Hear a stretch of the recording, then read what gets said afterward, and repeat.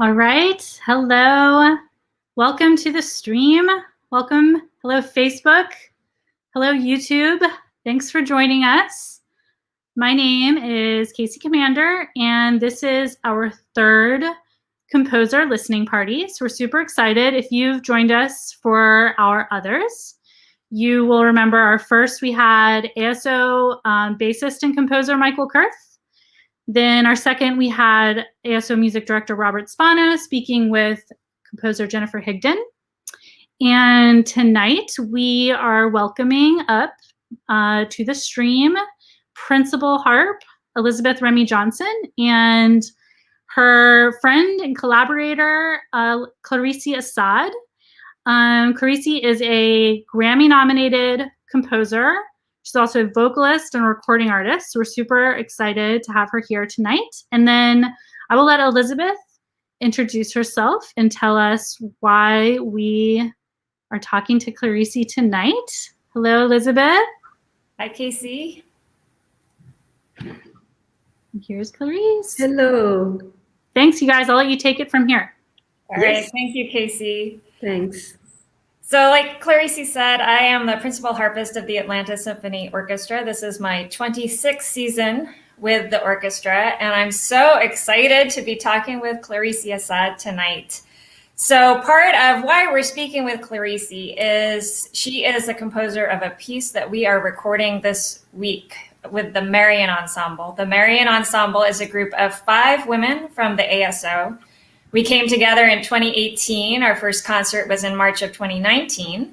And we are a chamber group dedicated to exploring chamber music composed by women, both historic compositions that may have been missed along the way, and also plenty of pieces by wonderful contemporary composers like Clarice Assad. And a main part of our mission is to commission a new work every year. And we've had 2 completed so far. Clarice was our very first, and I'm thrilled she can be with us tonight. So welcome, Clarice. Thank you so much. Thank you. This is great. What an intro. So, of course, I've seen your name lots of places. Casey mentioned you're a Grammy-nominated composer. You also are a wonderful performer.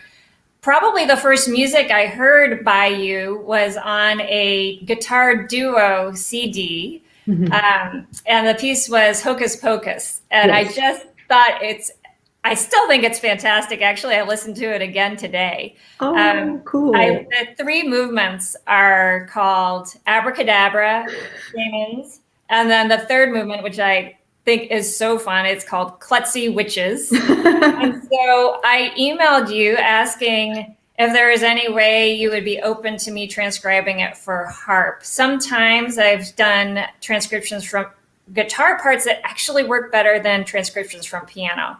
So you were so kind, got back to me right away, sent me the music, and I tried so hard. And it's one of the ones I just had to say, I think part of the problem was it's for guitar duo. And then, so that's one thing. I would have to have 4 hands, which is fine.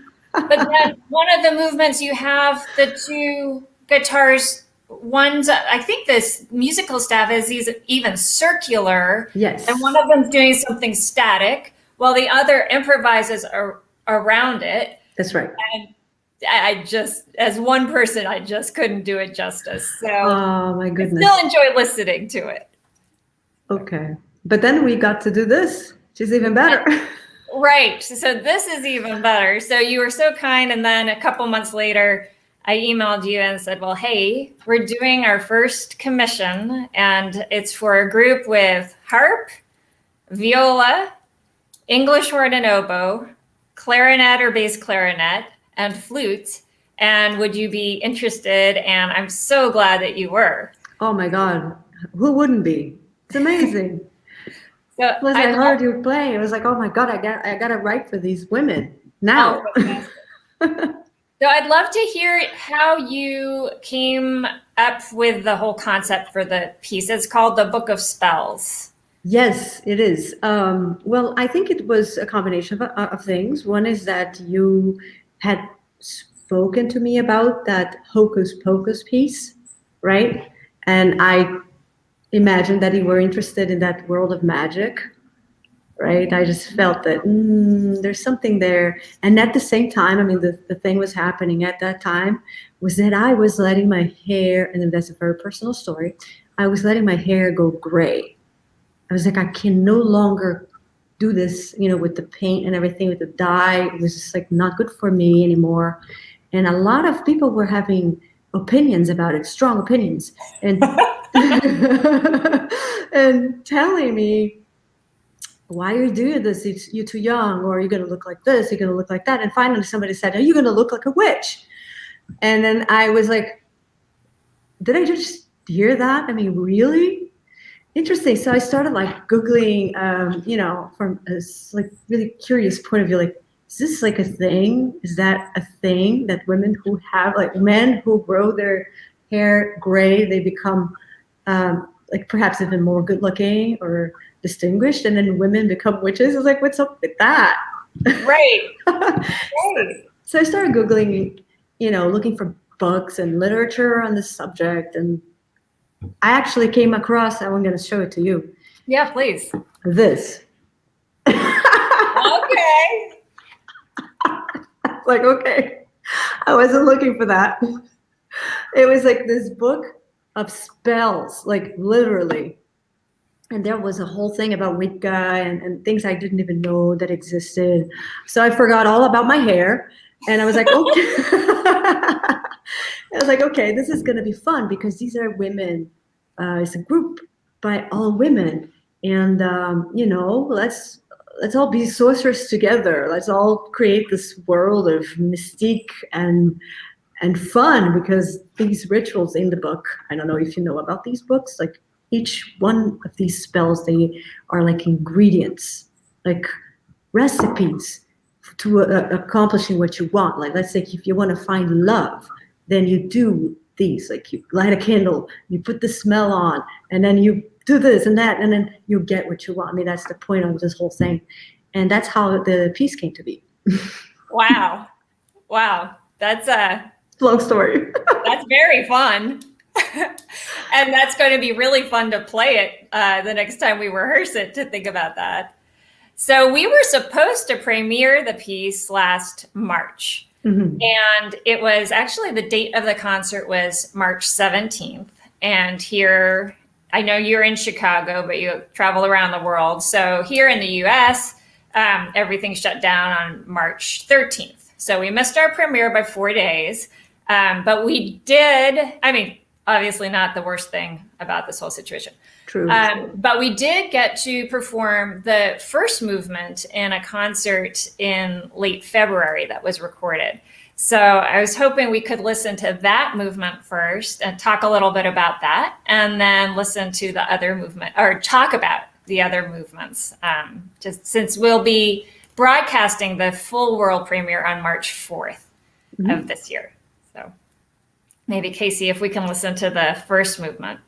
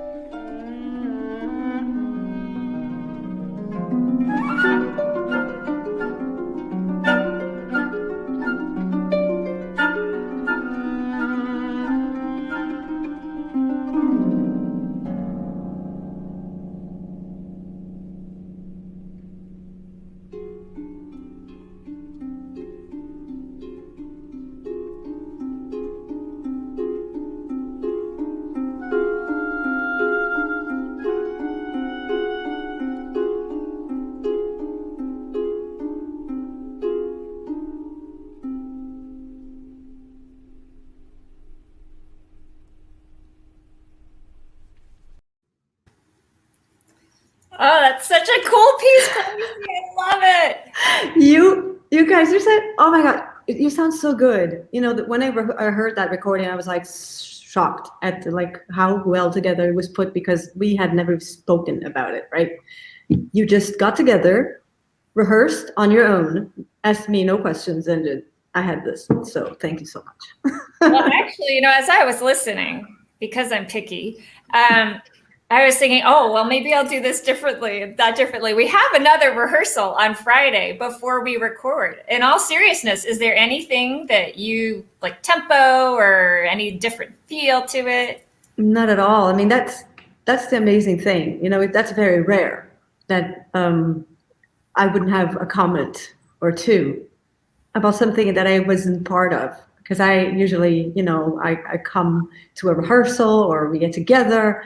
And in this case, there was no way, as I said, this was right before everything shut down. In fact, like when this happened, like I heard like a few people coughing in the audience and I got nervous. Did you feel the same thing? Yeah, I thought, oh my gosh, I wonder, I think the mic said they were off. I hope that wasn't Clarice coughing. I think that was in the audience. Yeah, everything's different now, isn't it? You hear a coughing. It's sad. I know. Oof. Laughing out of nervousness, this whole thing has been very, very traumatic. But it's interesting. I mean, I really loved what you did. Absolutely. Excellent. Okay, great. Well, thank you. We've loved doing it. We get to rehearse more on Friday morning, and then we record the world premiere on Friday afternoon. So exciting. I'm so excited. Yeah, we are too, because we don't get all that many special musical moments these days. Getting to have a world premiere right now is a real gift. I'm really yes. It's amazing. It's amazing. Something to look forward to. So the second movement is it's called Wealth and Prosperity, or Chapter 2. You called them chapters. The first one was Love and Relationships. The chapters, you know why the chapters is because it's following the book. Like really, each chapter has like hundreds of little spells, and then I picked one spell out of that. Like the first one category, like it's love and relationships. That's what this one was about. So I'm thinking, it's like somebody trying to get their love of their lives, and they're doing all of these magical things to kind of pull them into their lives. That's a little bit of that going on. And then the second category of spells is bringing wealth into your life. But then, I don't want to, I wanted to break it up and make it into something a little bit more maybe dark, And then I was thinking, okay, sometimes people ask for abundance or money or things in a very greedy way. Mm-hmm. So this one has to do with greed, really, and that's the one that has all the paraphernalia that I gave you. Right. So you made us a video because we had a couple questions. I'm so glad you made the video. Yeah. So at one point you have the clarinetist Marci toss marbles into a glass bowl, yes. And she has discovered that when she tosses them in too vigorously, they bounce right out. She lost her marbles multiple times in rehearsal. She's gonna have to practice throwing marbles in a bowl. I mean, that's. Well, she has. Oh, and we did several different glass bowls to which one sounded the best with the marbles. Emily has found with her plastic bag that if she doesn't crinkle it as she places it towards the floor, then when she drops it, there's a big poof. So she's gotten really good at gently placing the crumpling plastic bag on the floor. You know what I wish for? Like a making of the rehearsal for that piece, for that movement. That would be so much fun. Well, and trying to get the pitches for the water glasses, that was also, and with COVID, another whistling in the dark kind of moment, we were laughing because you don't feel so comfortable just sipping out of a glass to get a little less water in it. She's like, well, should I just wait for the water to evaporate so the pitch changes a little? Oh my God. I mean, so many things to think about. But yeah, I mean, the second movement was, it was really about creating a ritual that would be very theatrically visual. right? I think the only person who is actually playing the instrument is you. I am, but you do throw me some very, very cool stuff at the end.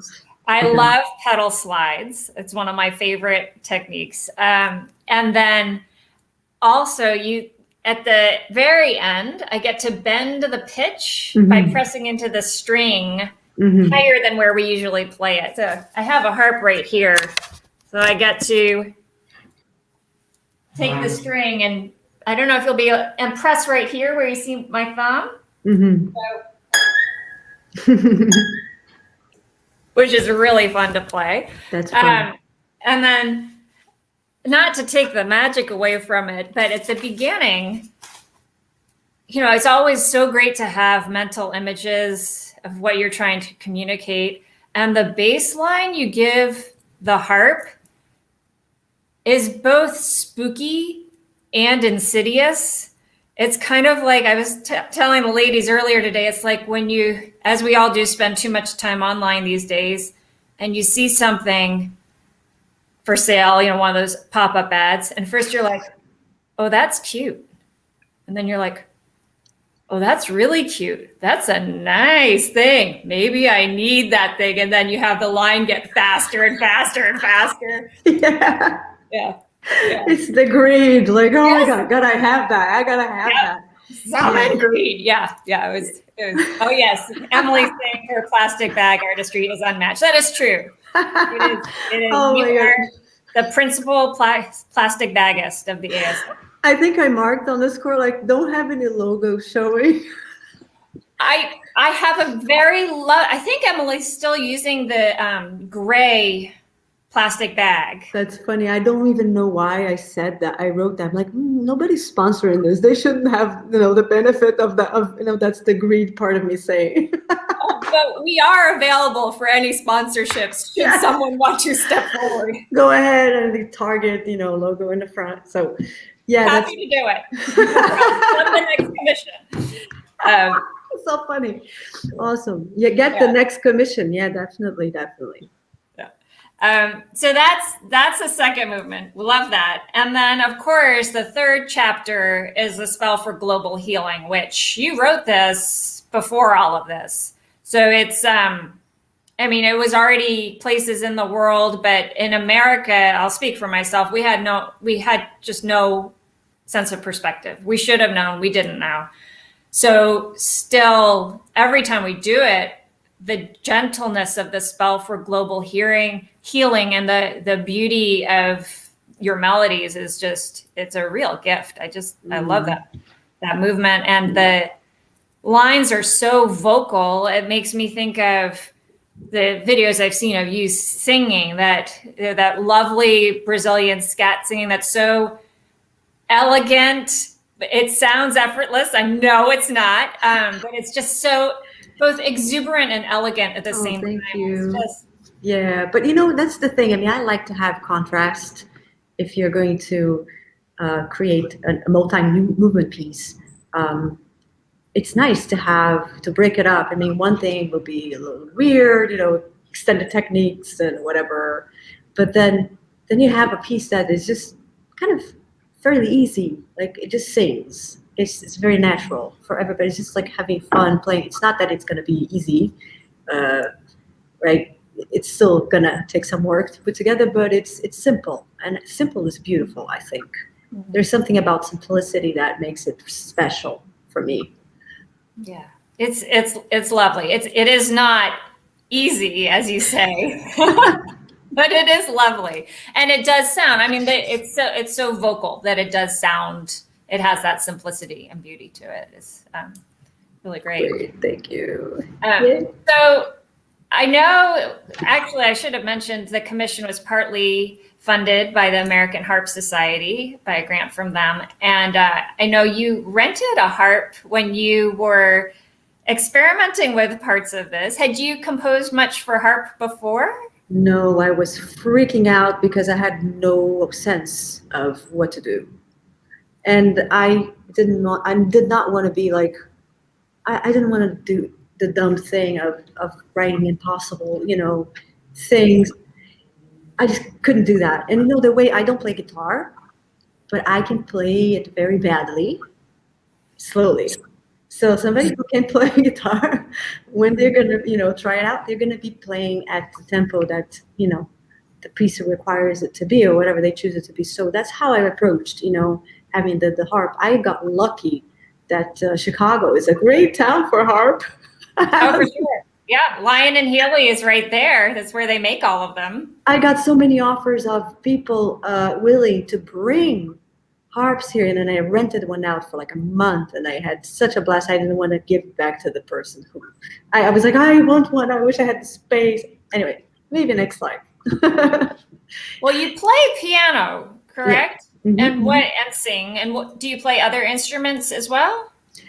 I try to play a little bit of other instruments, but I'm not prolific. Not prolific. Sorry, I'm not. What is the word for that? I'm not a virtuoso in anything. It's just I like to know how it works so that other people can play.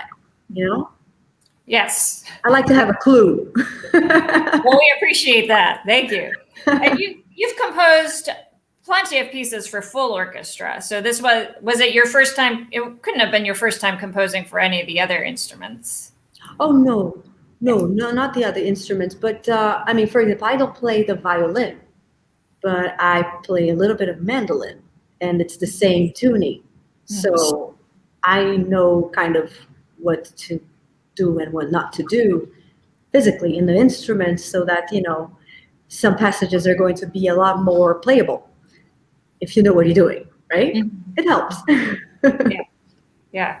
No, you compose beautifully for harp. I really love it. Thank you. So we've talked about the Book of Spells, and you were kind enough to also send us some other videos of some explanation videos and some other pieces of you performing. There's one that it's a rhythmic explanation video. I think you call it Simplifying Rhythmic Notation. And we're going to watch the whole thing. I think it's about 4 minutes long, because as I told KC, if we cut it off halfway through, people are going to cry. It's just, I won't describe it any further. KC, if you could please show us the rhythm video, I think we'll all enjoy that. Ta, ta, ke, ta, ke, te, ta, ke, dimi, ta, ke, gine, de, ta, ke, te, ta, ke, te, ta, ke, dimi, ta, ke, te, ta, ke, dimi, ta, ke, jano, ta, ke, te, ta, ke, te, ta, ke, ta, ta, ke, ta, ke, te, ta, ke, te, ta, ke, dimi, ta, ke, ta, ke, dimi, ta, ke, te, ta. Take gine den take gine den take dimi take jano take gine den take dimi take jano take dimi take jano take dimi take jano take dimi take jano take dimi take jano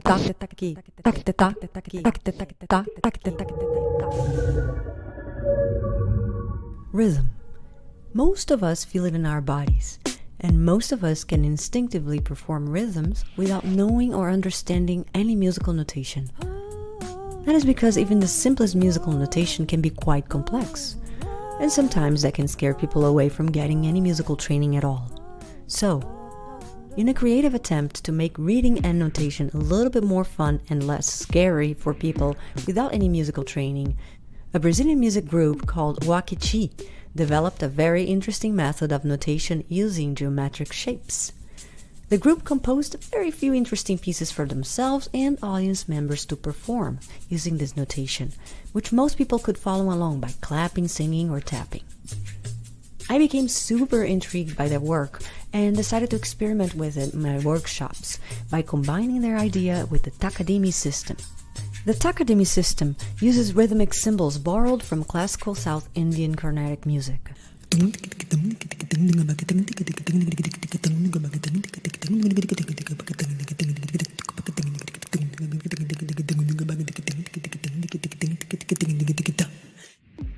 So the combination of the Takadimi system's specific syllables and the geometric figures goes something like this. Ta is represented by a circle, and it gets one whole entire beat. Think of it as the ticking of a metronome set to whatever tempo.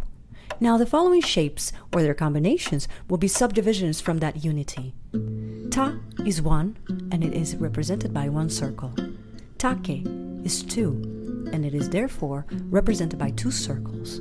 3 is a triangle, 4 a square, 5 a pentagon, 6 2 triangles, 7 would be a square and a triangle, 8 2 squares, 9 3 triangles, and so forth. Now, in context, the clip from the very beginning of this little movie will now make a lot more sense to you. Ta, ta, ke, ta, ki, te, ta, ke, dimi, ta, ke, gine, de, ta, ki, te, ta, ki, te, ta, ke, dimi, ta, ki, te, ta, ke, dimi, ta, ke, jano, ta, ki, te, ta, ki, te, ta, ki, ta.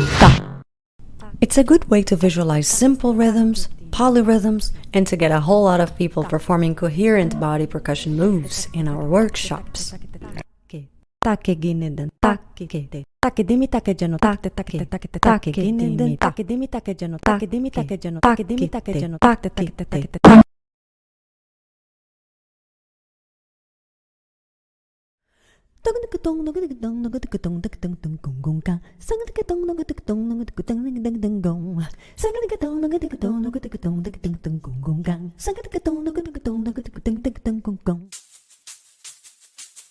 Thank you for watching.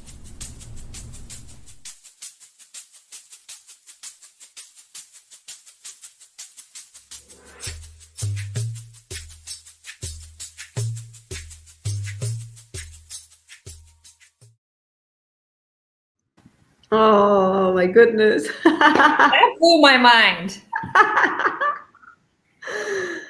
I love the part halfway through where the woman is standing next to you, and first she's smiling, and then the look on her face gets like astonishment. I know. That was me when I watched it. Like my jaw was on the ground. That is so funny because she's a great friend, and this was a recording of an arrangement of vocal music that I had done for us. And my brother, he's an amazing filmmaker. He was filming, and he was, please don't make that face.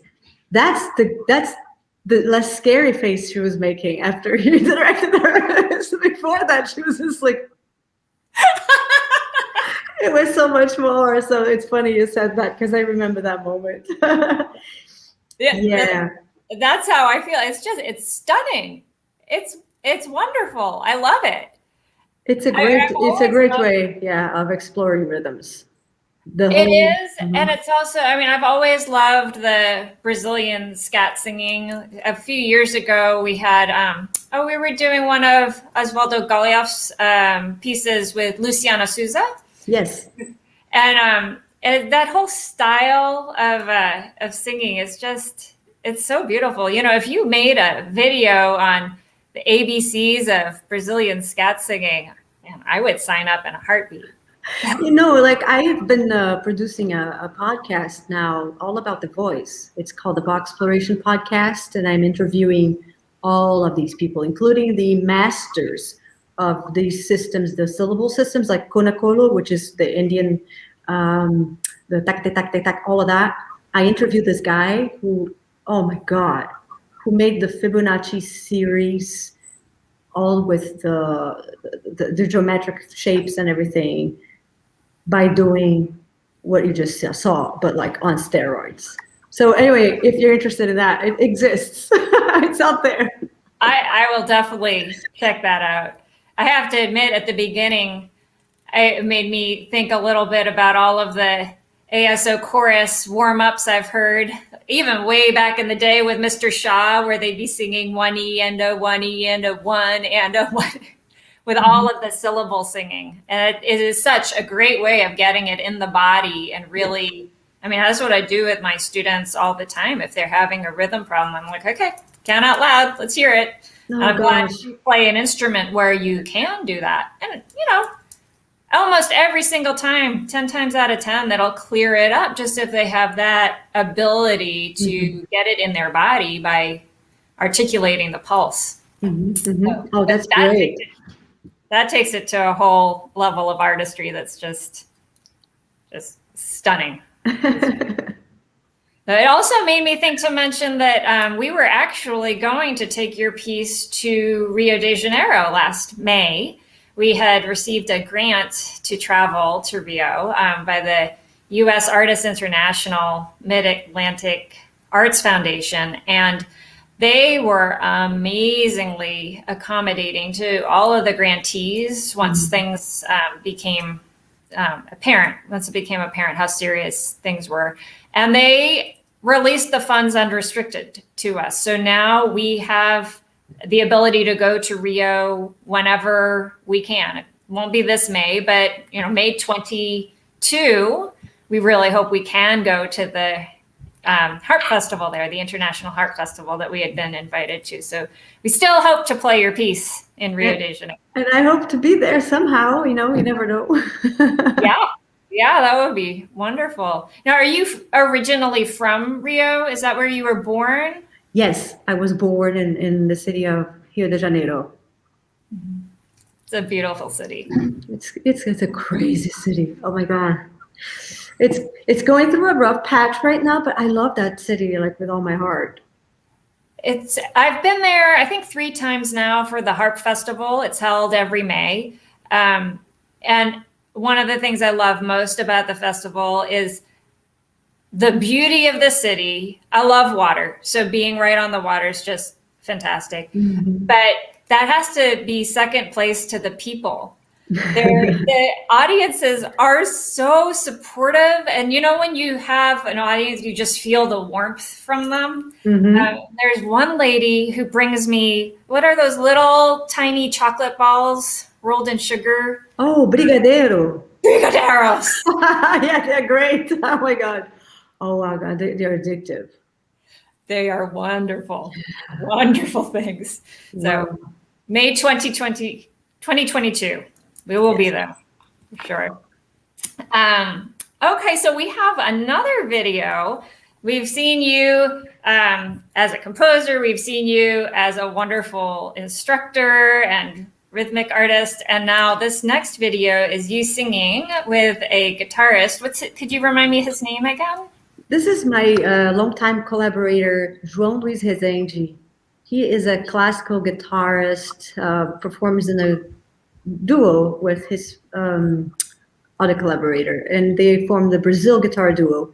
But he also plays popular Brazilian music, and he's an amazing arranger. So this is an arrangement of João's that he made of a piece by Antônio Carlos Jobim called Água de Beber. So he just took it completely out of the metric, and he changed it all around, and we did this one day in New York.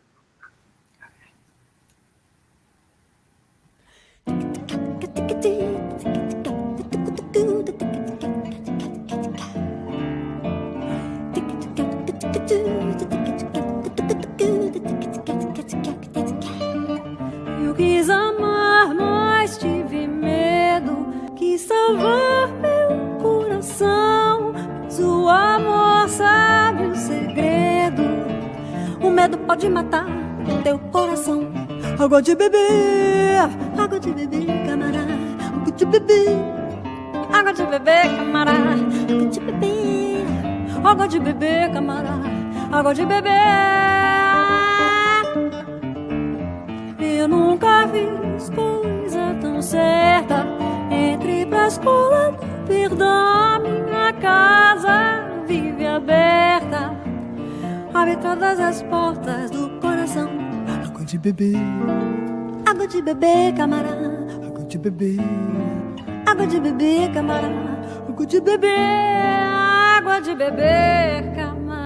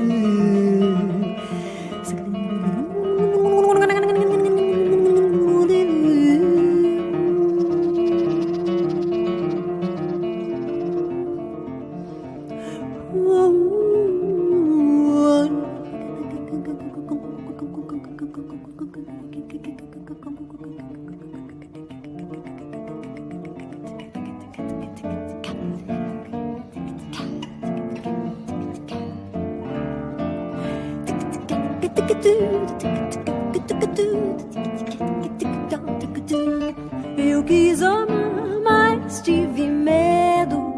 Quis salvar meu coração, mas o amor sabe um segredo.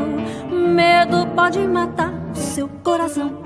Água de beber, camará. Água de beber, camará. Água de beber, camará. Água de beber.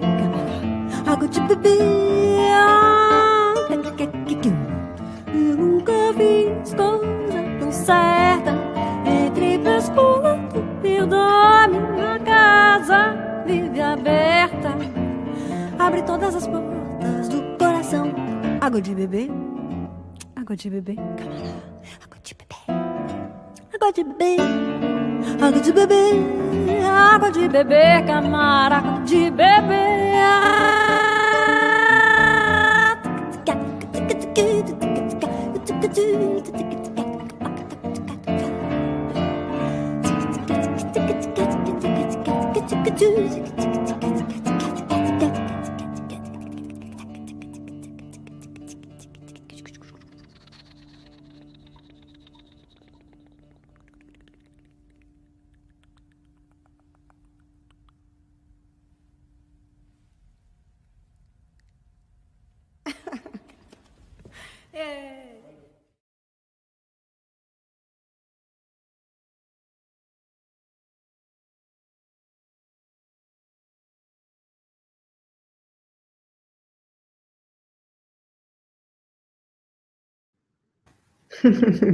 Again, that's just incredible. We have been playing together for so many years. We have a good chemistry, you know. Mm-hmm. So you said it was his arrangement. Is that whole middle section improvised? No. That middle section, it was like he didn't write that. He just came up with a riff, and it was the same riff, like repeating. And I told him, please don't do that. Just change, like go up, go down, so we can switch the harmony around. And then that was all improvised. And I think that, like, when I watched this video, and I haven't in a long time, I know, like, I'm trying to cue him, like, let's go back to the song. Let's go back to the song. I'm done with all, like, I've done all my tricks, everything. Now I want to watch it again and look for those moments. There's a moment of like, come on. You know, we've actually been having a little of that with the second movement, like you mentioned, because I have to listen for when Marci's marbles stop rotating in the bowl, so she kind of looks at me. Isn't it the best? I mean, I love that. Like, this, it's a little bit of like a scary moment when things almost fall apart, but they don't. I really like that. Right. Yeah, I think that's one of the things I miss most about live performance, is having those moments. I was lucky enough to go on a hot air balloon ride one summer when I was in the Tetons.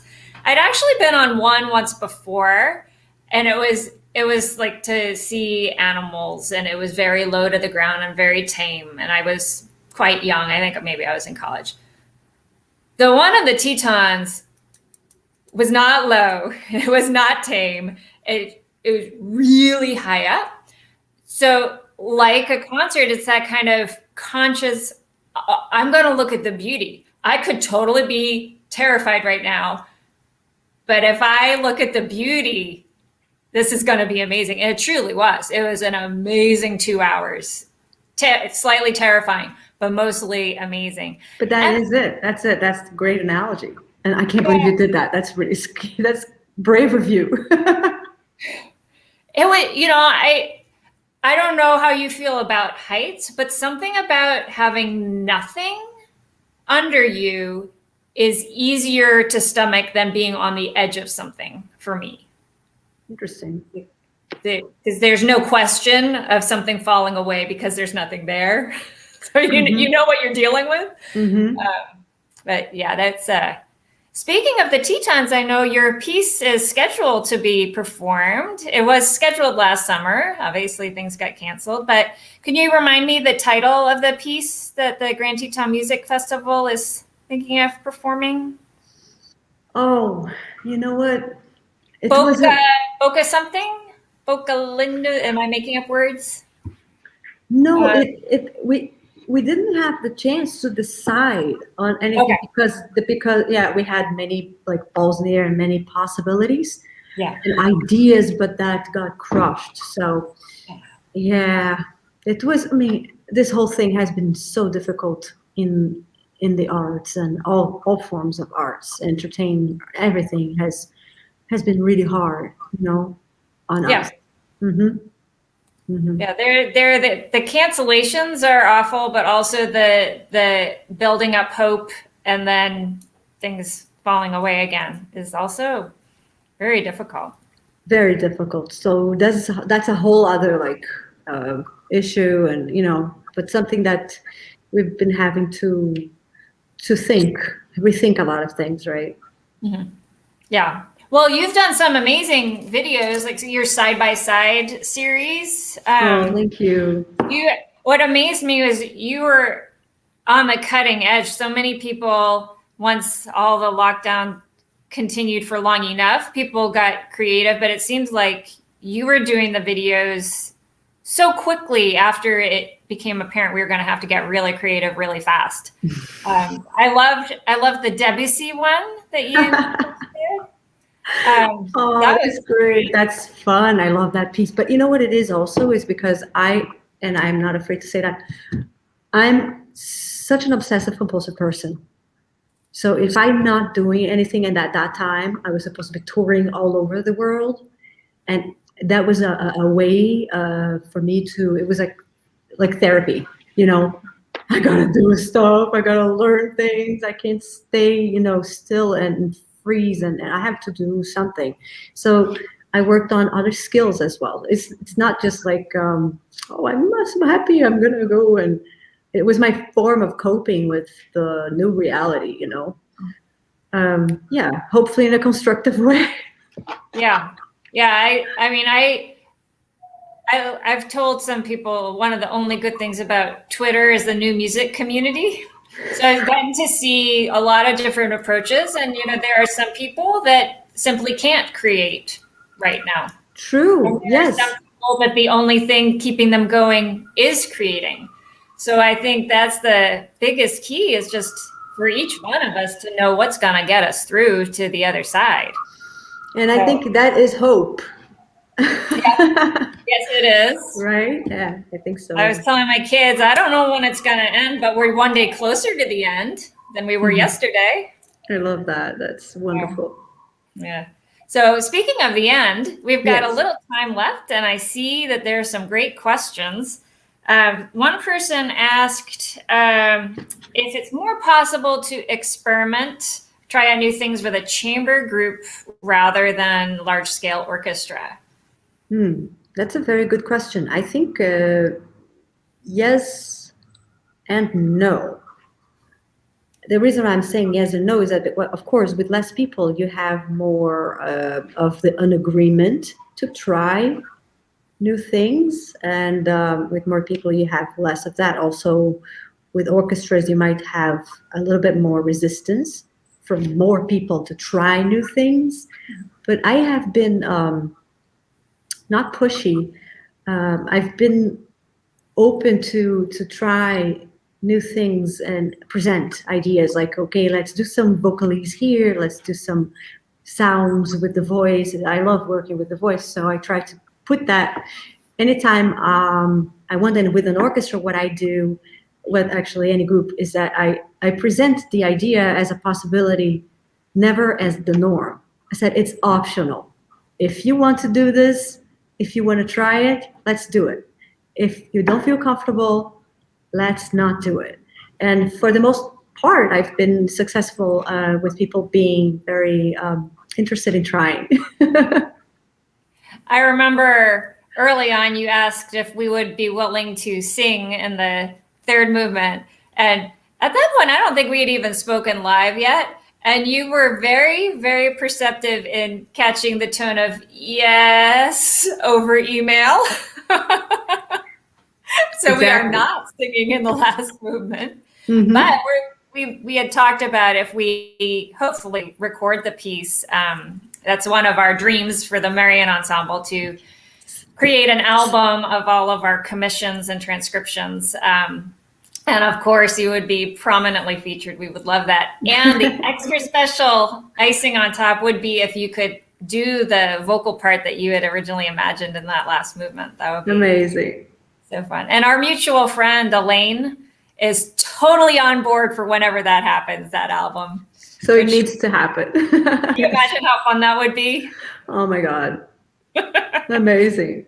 Yeah, for people who ASO fans listening, Elaine has been a long time ASO producer back with Telarc, and then all of the ASO media albums from the past few years. Elaine, she's great. She's great, and it was amazing to work with her last year. Yes, you recorded with your father. Was that it? Yes, and the Third Coast Percussion, and she was right there with us, like. Man, like she would catch things that I didn't want her to catch. Yeah, she's so great about that. Yeah, amazing, and lovely, and just such a great energy to be around. Yeah, she's so great at listening for the message, and letting you know when you need to be a little bit clearer about what you're trying to say. It's all about the music with her, and I just love being pushed in that way. Yes. It's really great. So there was another question I saw about how does being a vocal artist influence your compositional style? Oh my God, yes. Like I can't separate it at all. Like I hear a lot of melodies in my mind. Also, I come from Brazil originally. There's a lot of song in that culture. Like it's a culture of songs and singing. So I don't think I can separate it. I could never do that. Like I love dissonance, and I love trying with textures and things that have nothing to do with the voice, but that would be the default. That's great. So I'm sure a lot of people listening and watching will want to know how they can listen and watch more. You told us about your podcast series. Yes. And so could you say that name again for everybody and then other places we can find your videos so everybody can stay up till midnight watching. Oh, you're so sweet. Well, the Voxploration podcast is the name of my podcast, Voxploration. And it's everywhere now. It's on Apple Podcasts, it's on Spotify, it's hosted by Anchor, which is part of Spotify. And then there's a Skillshare class on all these crazy effects like that you heard, the tabla sound, all of the, like how to breathe and sing at the same time, some overtone singing, for free on Skillshare. It's all under the name of Voxploration. And what else? Then there's the YouTube channel. There's a lot of things out there on the web. And albums, of course. Where can people purchase your albums?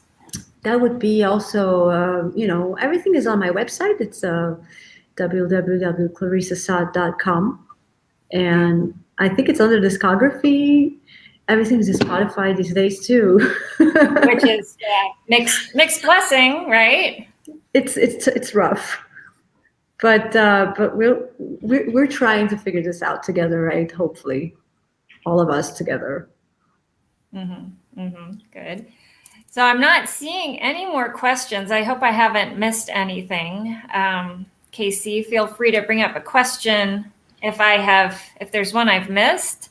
Otherwise, I would just like to thank you for your time this evening, Clarice. It's been such a joy to speak with you live and get to know a little bit more about you and your music. And just thank you for your generosity in sharing this with us. Same here. Thank you so much. It's been wonderful. Thank you. Thanks, everyone. Ciao, ciao.